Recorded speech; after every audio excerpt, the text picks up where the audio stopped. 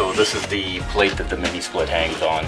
This gets secured to the wall, and then you clip the mini split head onto this plate right here. I'm basically finding all my anchor points, so I put the back plate up here, level it off, find out where I have to put all my drywall anchors. So you gotta make sure these anchors go in nice and straight. Of course, your screws won't be straight, and that will push the plate from level. So I try to be extra careful when I put these in. The hole is for the line set to go out. The line set has a refrigerant in it, so you got your high and your low side, or your liquid and your suction side.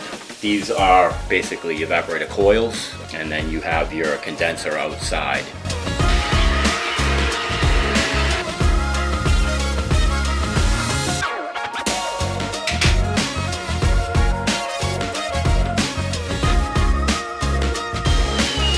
So I'm going to run this comm wire.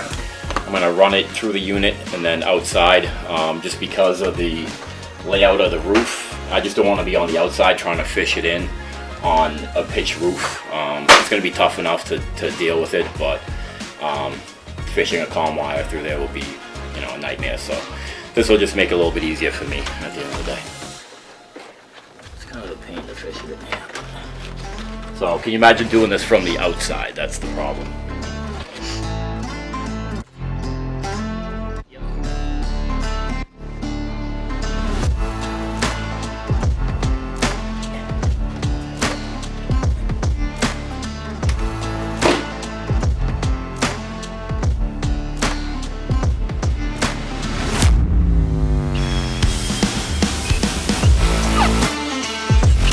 I'm hanging Fortress right now, so the Fortress protects the line set from the elements and stuff like that. Snow, rain, anything hits it, you don't want to poke a hole in the line set, you'll be run out of refrigerant pretty quick. So that's why we throw the Fortress up there. This is the backing to our Fortress. It determines which way we're going to run our line set.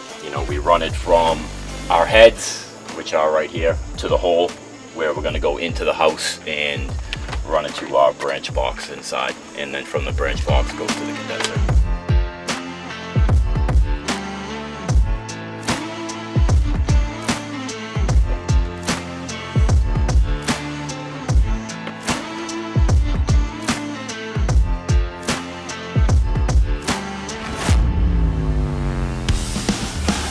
We have to run the line set into the basement, 2-hole clamp it onto the ceiling, and then run it through another hole over here to the branch box that we're gonna connect it to.